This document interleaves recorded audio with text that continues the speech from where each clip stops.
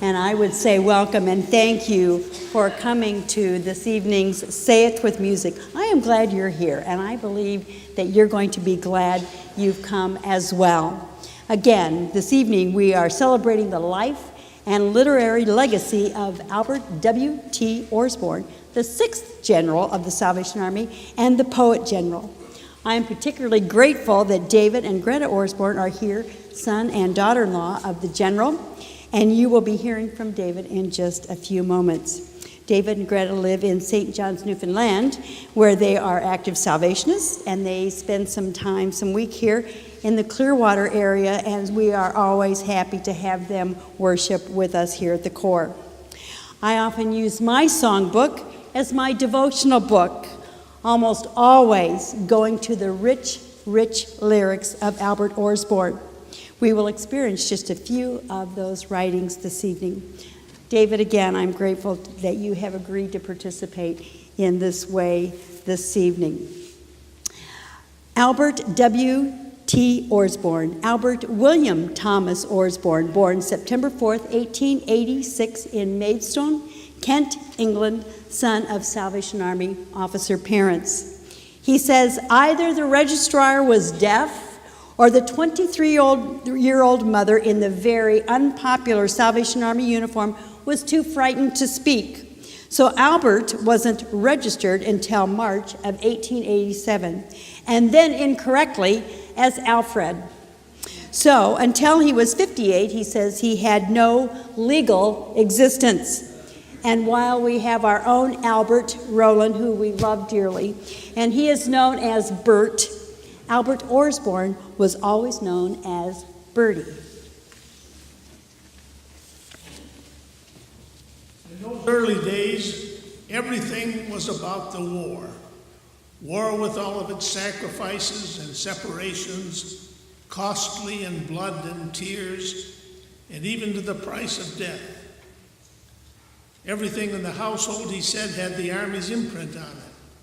Our lives revolved around Salvation Army meetings, indoor, outdoor, every day, every night. He says he was too late to witness firsthand the abuse of the skeleton army, but on one occasion he was struck by several rotten tomatoes, which he said he rather enjoyed. Albert's early years were not easy. The ever-growing family moved often. He changed schools 10 times and hated most of them. He was ill-treated by classmates and teachers alike.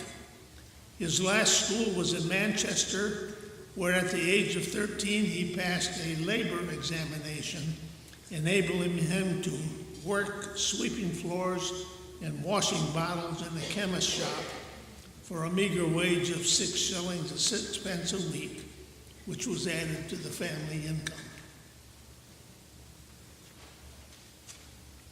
Albert's father was a bit of a musician, but had no patience in teaching his children. He was a visionary, running a movie theater every Saturday night while stationed at Clapton. When Albert was general, he formed an international film library at IHQ. Albert's family also pioneered the work in Norway.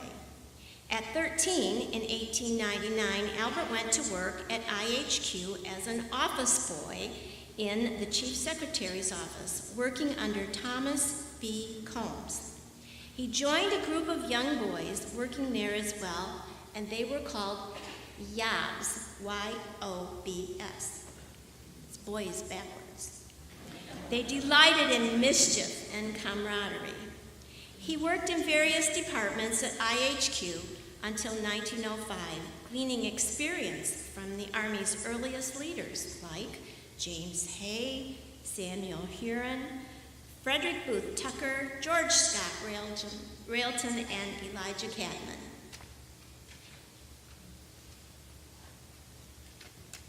It wasn't until Albert was a young man that he grew to love poetry and literature. He became an avid reader. Albert W.T. Orsborn wrote his first work at the ripe old age of 16. He noticed an invitation in the war cry for writers to submit new lyrics for open-air use to well-known Army tunes. So he submitted the song lyrics and waited seemingly forever before learning he had been awarded first prize, £1 sterling. Later on, he learned that the award had been delayed because they could hardly believe those were the words of a teenager. His words were not happy, clappy lyrics, and he didn't compose songs.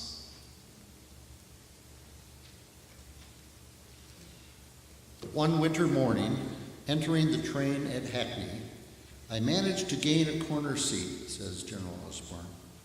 The train grumbled and shuddered to a halt at Dalston Junction. Under the miserly light of oil lamps, dismayed, failing to penetrate a real London fog. Hundreds of toilers struggled to board the train. Some few unfortunates fought with sudden zeal to get out.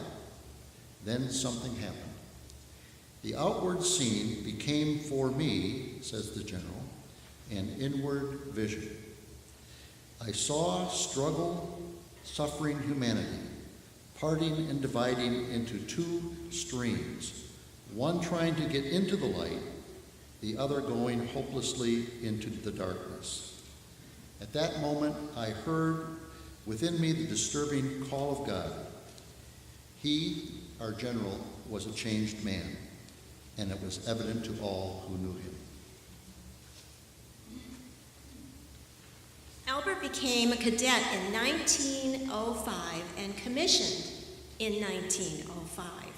He was a good Corps officer, and Bramwell Booth took notice of him, making him a divisional commander at the age of 31. At 32, he was divisional commander of the South London Division with more than 60 corps. In the winter of 1916, London was suffering from German bombings, and after a marvelous meeting in the East End, Albert was making his way home, dodging from doorway to doorway, while the air raids continued and shrapnel was falling all around him. In the midst of the chaos, his heart continued to sing, and he formed these words.